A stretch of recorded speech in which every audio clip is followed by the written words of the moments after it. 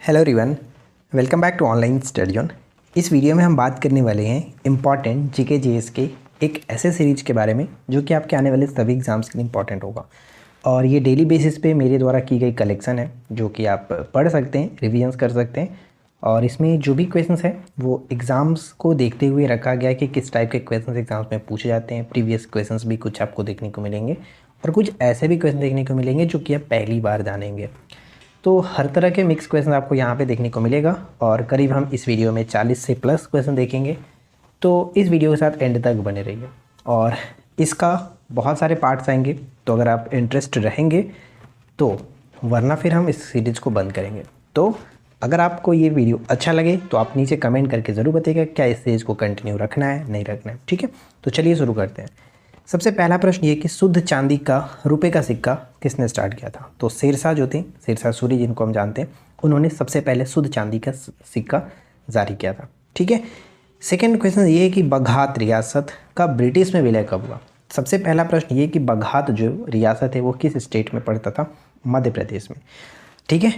रियासत को ब्रिटिश में विलय किया गया 1850। यहाँ से दो प्रश्न मैं आपको और बताता हूँ कि अंग्रेज़ों ने सिंध को कब मिलाया था? तो अंग्रेज़ों ने सिंध को मिलाया था 1843 में। अगर आपको पूछे कि पंजाब को कब मिलाया गया तो 1849 में, क्योंकि ये प्रश्न हाल ही में एग्जाम्स में पूछे गए। राइट। नेक्स्ट, भारत के संविधान में किस अनुच्छेद में करों को, यानी कि जो टैक्स है, केंद्र द्वारा लगाया तथा एकत्रित किया जाता है लेकिन केंद्र और राज्यों के बीच वितरित किया जाता है? किस अनुच्छेद में? तो अनुच्छेद 270 के अकॉर्डिंग। ठीक है, 270 के अकॉर्डिंग। वेलोड्रोम जो होता है ये किस खेल से संबंधित है? वेलोड्रोम का संबंध साइकिलिंग से होगा, साइकिलिंग। एनजीटी कब स्थापित हुआ था? यानी कि नेशनल ग्रीन ट्रिब्यूनल, राष्ट्रीय हरित प्राधिकरण की स्थापना कब की गई थी? इसकी स्थापना 18 अक्टूबर 2010 को, 18 अक्टूबर 2010 को। वर्तमान में इसके जो अध्यक्ष हैं कौन है? प्रकाश श्रीवास्तव। ठीक है, न्यायमूर्ति प्रकाश श्रीवास्तव। चलिए इसके बाद नेक्स्ट प्रश्न देखते हैं। तेंदुलकर समिति का संबंध किससे था? निर्धनता आकलन के लिए इस समिति का गठन 2005 में, दिसंबर 2005 में किया गया था और इस समिति ने अपना रिपोर्ट 2009 में सौंपा था। पंचधारा योजना का संबंध किससे है? पंचधारा योजना नारी कल्याण एवं विकास से संबंधित है। इसके बाद नेक्स्ट प्रश्न है कि विश्व का प्रथम कैशलेस अर्थव्यवस्था वाला देश कौन सा है? विश्व का प्रथम कैशलेस अर्थव्यवस्था वाला देश आपका हो जाता है स्वीडन। ठीक है, Sweden. Special economic zone SEZ की नीति देश में पहली बार कब लागू की गई या फिर कब अपनाई गई? तो 2000 ईस्वी में। ठीक है, 2000 ईस्वी में। SEZ का फुल फॉर्म याद रखिएगा, पूछा जाता है, special economic zone. Santhal Pargana क्षेत्र को अति प्राचीन काल में किस नाम से जानते थे? संथाल परगना क्षेत्र को प्राचीन काल में नरीखंड के नाम से जाना जाता था, नरीखंड। तो संथाल की बात आती है तो यहाँ से दो प्रश्न बनते हैं। पहला कि संथाल विद्रोह कब हुआ था? संथाल विद्रोह 1855 से 56 में हुआ था। और एक प्रश्न ये पूछा था कि संथाल विद्रोह के नेतृत्वकर्ता तो आपको पता है सिद्धू और कान्हू, ये ध्यान रखेंगे। लेकिन इसके अलावा एक प्रश्न हमेशा ये पूछा जाता है कि संथाल विद्रोह में किस अंग्रेज कमांडर को हराया गया था? ठीक है, संथालों ने किस अंग्रेज कमांडर को हराया था?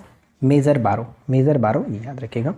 सफा होर आंदोलन किस आदिवासी समुदाय से संबंधित है?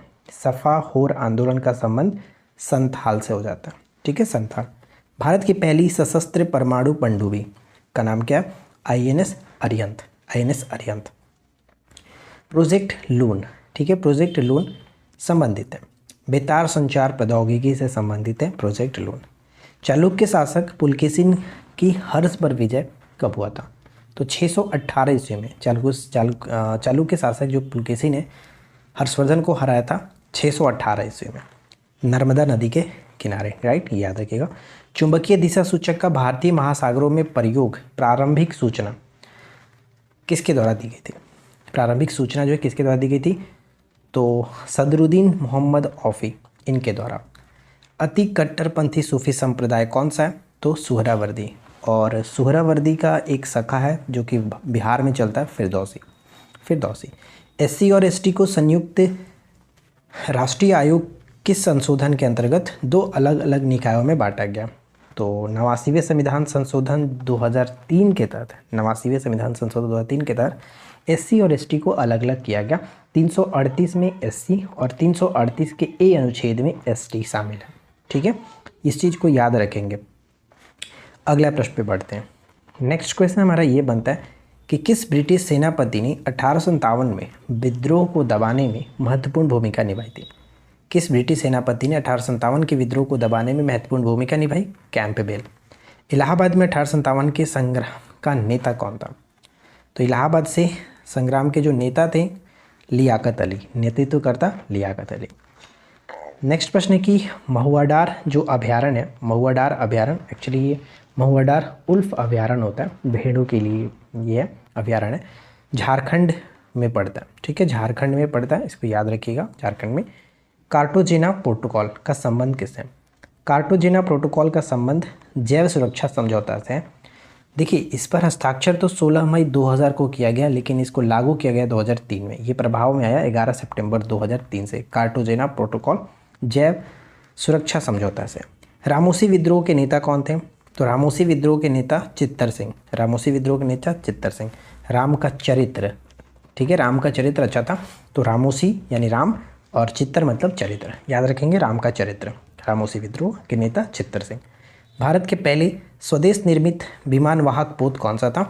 आईएनएस विक्रांत। आईएनएस विक्रांत। मानव विकास रिपोर्ट प्रकाशित किसके द्वारा की जाती है? तो मानव विकास रिपोर्ट जो प्रकाशित की जाती है यूएनडीपी के द्वारा, यूनाइटेड नेशन डेवलपमेंट प्रोग्राम, जिसका हेडक्वार्टर न्यू दिल्ली बोल रहा हूँ, माफ़ी चाहूँगा, न्यूयॉर्क में पड़ता है। ठीक है, न्यूयॉर्क में। इसके बाद अगला प्रश्न है कि कौटिल्य के अर्थशास्त्र में वार्षिक बजट तैयार करने वाले अधिकारी को क्या कहते थे? वार्षिक बजट तैयार करने वाले जो अधिकारी थे उनको समाहर्ता कहा जाता था, समाहर्ता। हिंदू मजदूर सभा की स्थापना, हिंदू मजदूर सभा की स्थापना 1948 में की गई थी, अशोक मेहता, टीएस रामानुज और जीजी मेहता के द्वारा। मद्रास महाजन सभा की स्थापना कब हुई? 1884। एकदम वीवीआई प्रश्न है, इसको याद रखिएगा। मद्रास महाजन सभा की स्थापना 1884 में। इंडियन एसोसिएशन, ये मोस्ट इंपॉर्टेंट रहेगा। इंडियन एसोसिएशन की स्थापना 1876 में किसके द्वारा? सुरेंद्र नाथ बैनर्जी और आनंद मोहन बोस। ठीक है, 1876 में सुरेंद्र नाथ बनर्जी और आनंद मोहन बोस के द्वारा की गई थी इंडियन एसोसिएशन। पहला मराठा सरदार जिसने सहायक संधि स्वीकार किया, सहायक संधि को स्टार्ट किया गया था किसके द्वारा? लॉर्ड वेलेस्ली के द्वारा। और सबसे पहले हैदराबाद के निज़ाम ने इस पर हस्ताक्षर किया। और पहला जो कि मराठा सरदार थे बाजीराव द्वितीय। अंग्रेजी वस्तुओं के बहिष्कार का सुझाव किसने दिया था? कृष्ण कुमार मित्र ने। कृष्ण कुमार मित्र ने। किसने लॉर्ड कर्जन के प्रशासन की तुलना औरंगजेब से की थी? लॉर्ड कर्जन के प्रशासन की तुलना औरंगजेब से गोपाल कृष्ण गोखले ने। गोपाल कृष्ण गोखले ने। पूना समझौता कब हुआ? डेट के साथ याद रखना है। पूना समझौता 24 सितंबर 1932। मॉडर्न हिस्ट्री में जो भी आप अब ईस्वी को याद करेंगे उसके डेट के साथ याद रखिए, क्योंकि एग्जाम्स में पूछा जाता है। ठीक है, हुंड आक्रमण को किस गुप्त शासक ने असफल किया? यानी हुंड आक्रमण को किस गुप्त शासक ने असफल बनाया? स्कंदगुप्त ने। भारत में मिश्रित अर्थव्यवस्था को अपनाया गया किस पंचवर्षीय योजना के दौरान? भारत में मिश्रित अर्थव्यवस्था को द्वितीय पंचवर्षीय योजना के दौरान अपनाया गया। पंपादुम 16 राष्ट्रीय उद्यान, पंपादुम जो 16 राष्ट्रीय उद्यान है ये केरल में, साथ ही साथ मथिकेतन 16 राष्ट्रीय उद्यान ये भी केरल के अंतर्गत है, दोनों याद रखिए। तडोबा अंधेरी टाइगर रिजर्व, तडोबा अंधेरी टाइगर रिजर्व चंद्रपुर जिला महाराष्ट्र में, चंद्रपुर जिला महाराष्ट्र में स्थित है। बाचा नगमा और जागरण, बाचा नगमा और जागरण लोकप्रिय नृत्य का संबंध जम्मू कश्मीर से हो जाता है। बाचा नगमा और जागरण लोकप्रिय नृत्य जम्मू कश्मीर से, और इसमें डोगरा समुदाय की सभी महिलाओं के द्वारा किया जाता है। यानी जो जागरण आप देख रहे हैं, जागरण लोक नृत्य, लोकप्रिय नृत्य डोगरा समुदाय के सभी महिलाओं के द्वारा किया जाता है। डकवर्थ लुईस शब्द जो है वो किस खेल से संबंधित है? डकवर्थ लुईस संबंध खेल का संबंध होता है क्रिकेट के साथ, क्रिकेट। नेक्स्ट प्रश्न क्या है कि पोलावरम बांध किस नदी पर है? पोलावरम बांध गोदावरी नदी पर बनाया गया। गोदावरी नदी, जब भी नदी आए तो उससे जुड़ी हुई 2-3 चीज़ याद रखिए, जैसे कि उसका उद्गम कहाँ से होता है और साथ ही साथ उसकी सहायक नदियाँ कौन कौन सी है, उसे अन्य किस नाम से जाना जाता है, ये कुछ खास चीज़ें होती हैं।